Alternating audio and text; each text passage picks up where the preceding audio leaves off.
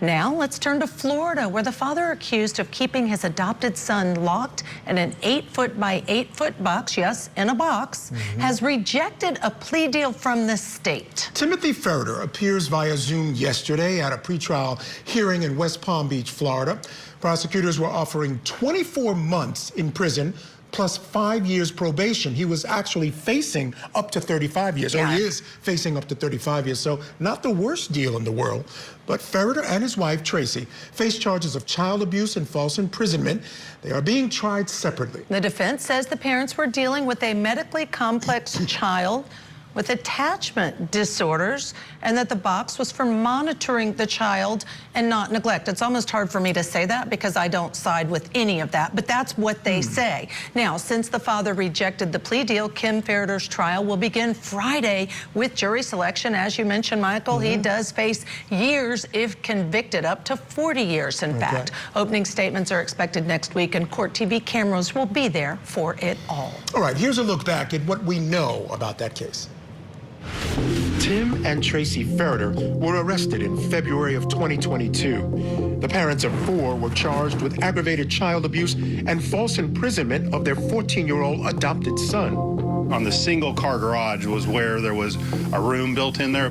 The Ferriters are accused of physically abusing their child and forcing him to live in an 8-by-8 box they had custom built in their garage. He asked me to build a box, basically, and he asked me on top of that to build a ceiling for that box. He asked me to add a deadlock to the door. A month before the Ferriters were arrested, their contractor, who was told he was building an office, tipped off the police that something wasn't right. He asked me to reverse the locks.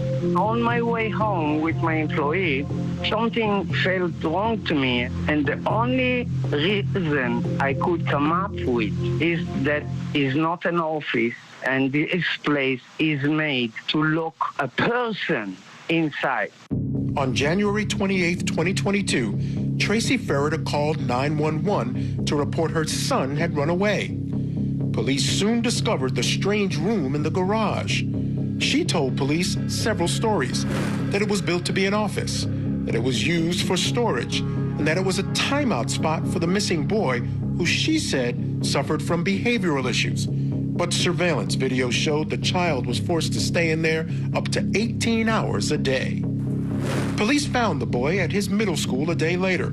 He told them his parents were abusive and violent towards him. And he told the police about the box-like room he had to stay in with nothing in it but a mattress and a bucket. His siblings confirmed his allegations. I do have available to testify via Zoom. We're providing her depo, and just for the record, she is a minor, and so she should be referred not by her name or to FF. Prosecutors allege the Ferriters had been physically abusing and confining their son since 2017. The couple says the reason they locked him in the room was because he suffers from reactive attachment disorder, which causes him to lash out. And they say they never abused him. We don't know if the child is being honest with us. There is a history in this case of him being dishonest with the police. Tim Ferriter's case was severed from his wife's after his attorneys argued her inconsistent statements to the police could hurt his chances of a fair trial. They are being tried separately, and both face up to 30 years in prison. We want to welcome our guest for this hour, trial attorney Lateef Gray. And Michael, I'm sorry that I get to go first because I may take all the talk time because this case gets right under my skin. I can see that. So quickly, Lateef, and here's why. I don't care what the child's history is. I don't care what the child's behavior is. Regardless of those things, you cannot lock a child in a box. I get mental health services are hard to access, really hard to access if you don't have the financial means, but this is someone who built this room. They have some kind of financial means to build this room, Lateef. There's no, in my mind, no excuse. It's abuse. You don't get to lock a child in a room the way they allegedly did. They're innocent at this point. Yeah, it certainly seems like something is awry. I mean, and if, from a perspective of a juror, if they felt like what they were doing was right and correct and proper, why would they lie to the person who was building the room and tell them that it was an office?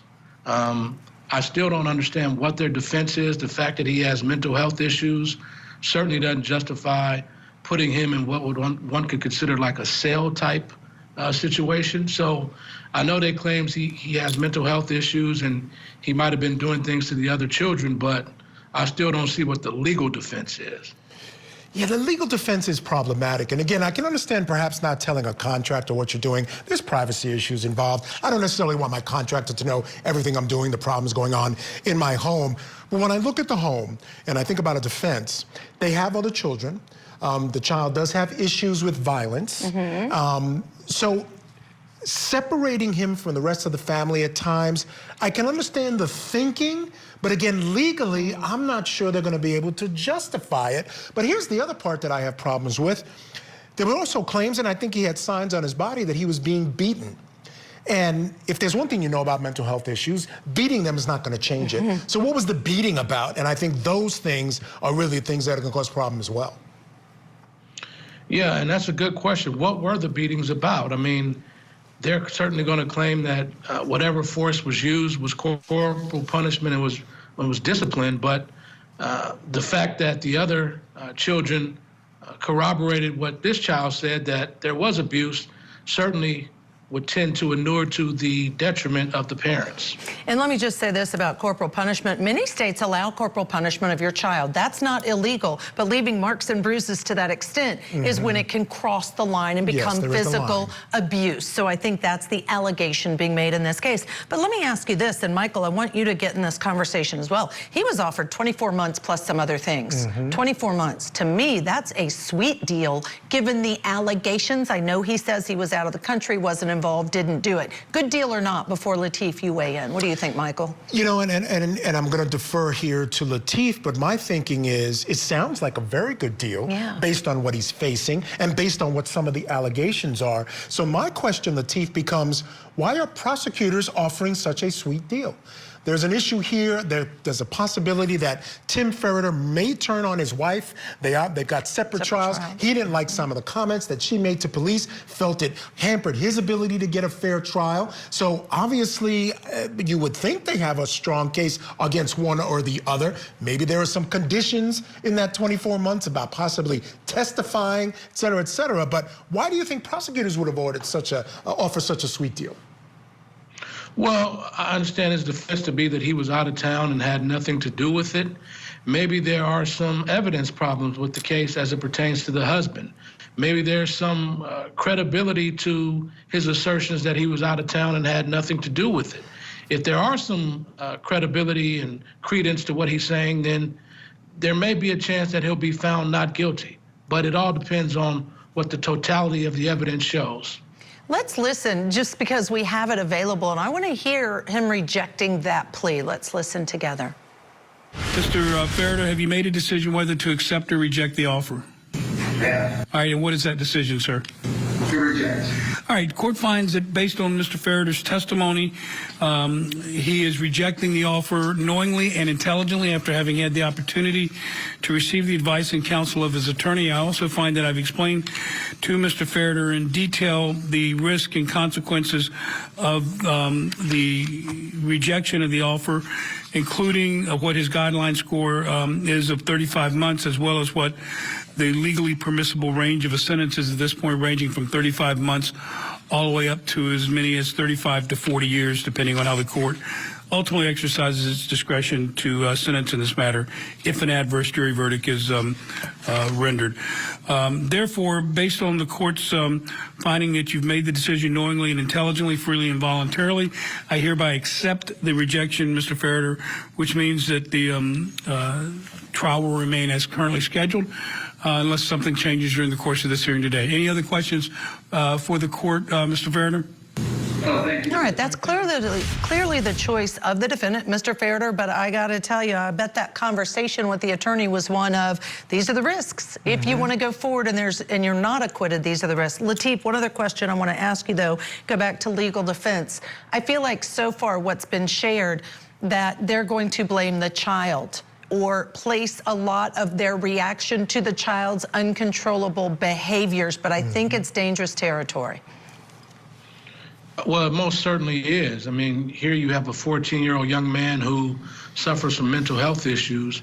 Instead of the parents doing what parents do, which is get their child the help that he needs, they did something which was completely detrimental to the child and possibly made the child and put the child in a worse situation than he was already in. So I still don't see what the legal defense is. The fact that the child has mental health issues certainly doesn't allow parents or adopted parents to essentially put them in a cell and wall them off from the rest of the family for upwards of 18 hours a day.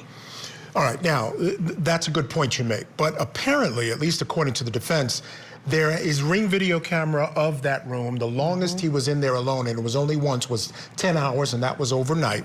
So let me ask you this, Judge. You have a lot of experience in this area. Is it possible that there's some combination of, and they also plan to bring in his records of problems in school, problems in the home.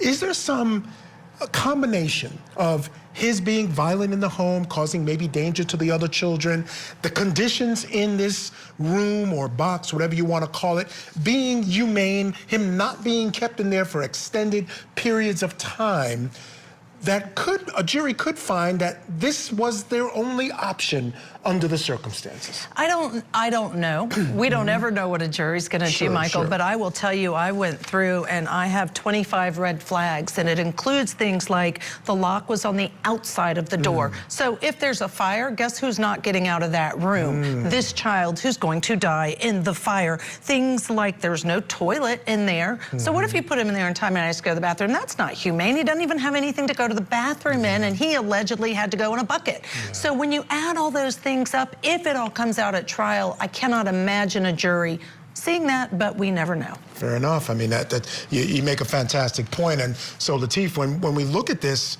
what possibly could this guy be thinking?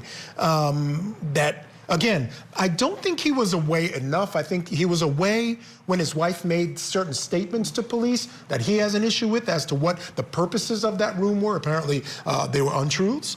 But he certainly was there. He was one of the ones that commissioned this room. I mean, what could he argue? Well, it appears that he's going to argue that he wasn't there. Whether it's a credible defense or not, that's ultimately up to the jury. But I'm sure the prosecution will point out that he might not have been there when the room was built, but he certainly was there at some point after the fact. He certainly was there at some point to observe his son being essentially locked in this room, and he did nothing to stop it. He didn't go to the authorities and say, hey, my son is being trapped in a room, and he did nothing to eliminate and make his son a part of the family such that he wasn't locked in this room. So his defense is going to be a tough defense, but I'm sure he's doing his best as far as putting forth a defense, if you will. Yeah, I can imagine, Judge, what he wants to do, what he'll plan to do is maybe, and again, I don't know the state of their marriage, but point the finger at his wife. Yeah, I think when you have separate trials, that's a good indication they're not on the same page. They're not on the same page. All right.